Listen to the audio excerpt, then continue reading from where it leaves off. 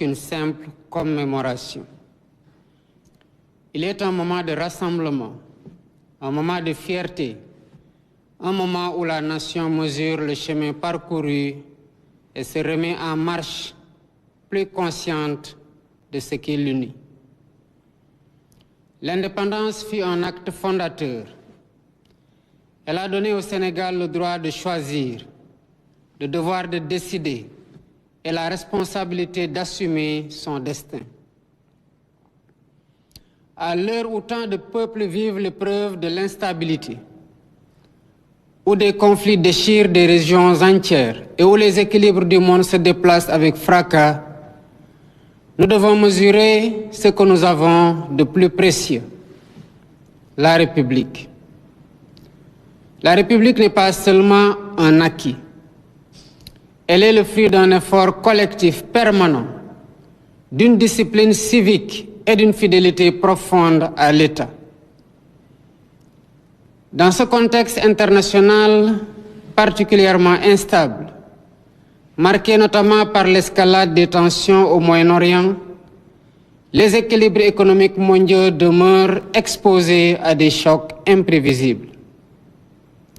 Ces évolutions exercent déjà des pressions sur les chaînes d'approvisionnement, les coûts de transport et les prix de l'énergie, avec des effets qui peuvent se répercuter sur les économies, y compris la nôtre. Les efforts importants consentis ces derniers mois pour alléger le coût de la vie et améliorer les conditions des ménages doivent donc être consolidés avec vigilance. C'est pourquoi nous devons rester lucides, anticiper ces évolutions et poursuivre avec méthode et responsabilité les réformes engagées, afin de préserver durablement notre économie et le pouvoir d'achat des Sénégalais. Mes chers compatriotes, la stabilité que nous avons su préserver s'appuie avant tout sur l'engagement de nos forces de défense et de sécurité. Elles sont le bouclier silencieux de notre stabilité. Elles veillent sur nos frontières, sur nos villes, comme sur nos campagnes. Elles protègent nos populations et leurs biens. Elles répondent aux menaces. Elles portent haut le drapeau du Sénégal ici et partout où le devoir les appelle. La modernisation de nos forces de défense et de sécurité engagées ces dernières années a permis de renforcer leur capacité et d'adapter leur organisation aux défis contemporains. Le déploiement stratégique à l'Est, l'implantation de nouvelles unités et la création d'une nouvelle industrie de défense traduisent une préparation minutieuse et lucide. Cette année, la fête nationale dont le défilé se tiendra demain à Thiès met à l'honneur la contribution des forces de défense et de sécurité aux Jeux olympiques de la jeunesse Dakar 2026. Ce choix exprime une vision claire de l'État. En effet, nos forces de défense et de sécurité ne se tiennent pas en retrait de la nation. Elles en sont une composante vivante. À travers le concept armée-nation, elles transmettent aux jeunes les valeurs de civisme, de discipline et d'engagement. Elles démontrent ainsi que servir la patrie ne se limite pas seulement à la défense du territoire, c'est aussi construire, protéger et bâtir son avenir. Mes chers compatriotes, dans la perspective des Jeux olympiques de la jeunesse, la mobilisation des forces de défense et de sécurité est totale. La gendarmerie et la police nationale préparent un dispositif de sécurisation complet pour Dakar, Diamniadio et Saly. Des milliers de personnels appuyés par des moyens terrestres, maritimes et aériens seront engagés afin de garantir la sérénité de cet événement historique. Certes, les JOJ Dakar 2026 seront un moment de rayonnement pour le Sénégal et pour l'Afrique. Mais au-delà, ces Jeux laisseront un héritage durable en matière d'infrastructures, d'équipements, d'organisation et de compétences et de confiance collective. À 6 mois de leur ouverture, notre pays compte, en plus des forces de défense et de sécurité, sur la mobilisation de sa jeunesse, du monde des arts et de la culture, ainsi que de nos partenaires extérieurs pour relever ce défi national et ce pari continental. Outre les infrastructures de compétition en cours de finalisation, d'autres ouvrages sont en chantier dans plusieurs communes dans le cadre du programme quinquennal des infrastructures sportives de proximité ISP. Le sport contribue à l'épanouissement des populations, au renforcement de l'unité nationale et au rayonnement international de notre pays. La Coupe d'Afrique des Nations remportée par l'équipe nationale de football, sa prochaine participation à la Coupe du Monde, les nombreux trophées gagnés par les différentes disciplines individuelles ainsi que celles par équipe démontrent que le Sénégal est un pays de champions. Mes chers compatriotes, un de nos grands défis est de former une jeunesse nourrie de discipline, d'excellence, d'amour de la patrie et profondément enracinée dans nos valeurs. Les centres de formation de Tiampeng, Sébikotane et Ndouloumadji sont opérationnels. D'autres sont en cours d'achèvement à Touba, Diourbel et Linguère. 23 centres départementaux supplémentaires sont programmés afin de rapprocher les opportunités de formation des terroirs.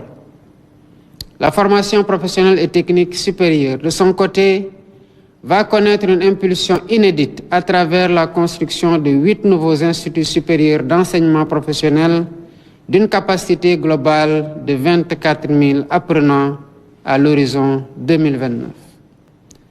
Mes chers compatriotes, les récents événements douloureux survenus à l'université Cheikh Anta Diop de Dakar est marqué par le décès tragique de l'étudiant Abdoulaye Ba, paix à son âme, renseigne sur les vulnérabilités de notre système d'enseignement supérieur. L'université sénégalaise, malgré sa grande résilience démontrée à maintes reprises, doit être repensée. Face aux fragilités du système d'enseignement supérieur du fait de la massification des effectifs d'étudiants, de l'insuffisance du nombre d'enseignants, chercheurs et des infrastructures, des corrections s'imposent pour un redressement de la situation. Il est impératif de procéder à une refondation de l'enseignement supérieur. C'est cette exigence qui m'avait amené à instruire la tenue des assises dans le sous-secteur de l'enseignement supérieur et l'élaboration de l'agenda national de transformation de l'enseignement supérieur, de la recherche et de l'innovation en TESRI, dont l'adoption donnera une feuille de route pour une université pacifiée, compétitive et alignée sur les orientations de la vision Sénégal 2050. La crise universitaire actuelle sur la question des allocations d'études, liée en partie au dérèglement du calendrier académique, a conduit l'État du Sénégal à conclure des contrats de performance avec toutes les universités publiques en vue d'un retour définitif à une année universitaire normale.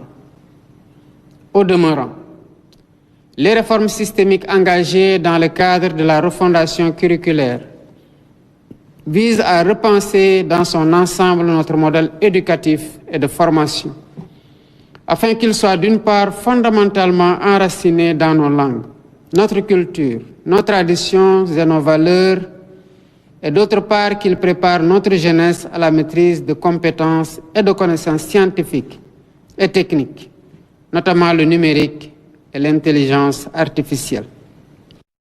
Mes chers compatriotes, la vision Sénégal 2050 nous enseigne que le véritable progrès ne se mesure pas seulement à la croissance économique, mais aussi à la capacité d'un pays à prendre soin des plus vulnérables et à garantir à chacun sa dignité et sa place dans la communauté nationale. C'est pourquoi j'ai placé l'inclusion des personnes handicapées au cœur de l'action publique. Plus de 15 000 titulaires de la carte d'égalité des chances sont déjà enrôlés dans le régime d'assurance maladie universelle avec un objectif d'extension significatif en 2026. L'accès à l'emploi et à l'entrepreneuriat est renforcé. 1014 projets portés par des personnes handicapées ont été financés avec l'appui du FONGIP et de la DER/FJ pour un montant global de 1,37 milliard. Dans le cadre du PAVI 2, au moins 5% de l'enveloppe globale de 107 milliards sera réservée à leurs projets. Le programme national de bourse de sécurité familiale a été relancé et renforcé. Il est articulé avec la carte d'assurance maladie universelle et d'autres filets sociaux au profit des bénéficiaires. Les dispositifs de protection sociale adaptative soutiendront les familles affectées par les chocs économiques et climatiques. Mes chers compatriotes, 66 ans après l'indépendance, le Sénégal demeure fidèle à son cap. Le Sénégal est plus que jamais stable dans ses institutions, porté par une dynamique de réforme qui vise à consolider dans la durée les fondements de notre pacte républicain. Notre pays demeure confiant en sa jeunesse et profondément attaché à ses valeurs. Notre responsabilité, c'est de préserver cet héritage, l'enrichir et le transmettre. Demain, lorsque le drapeau s'élèvera, qu'il nous rappelle que l'indépendance est à la fois une mémoire et une exigence pour chaque Sénégalaise et chaque Sénégalais.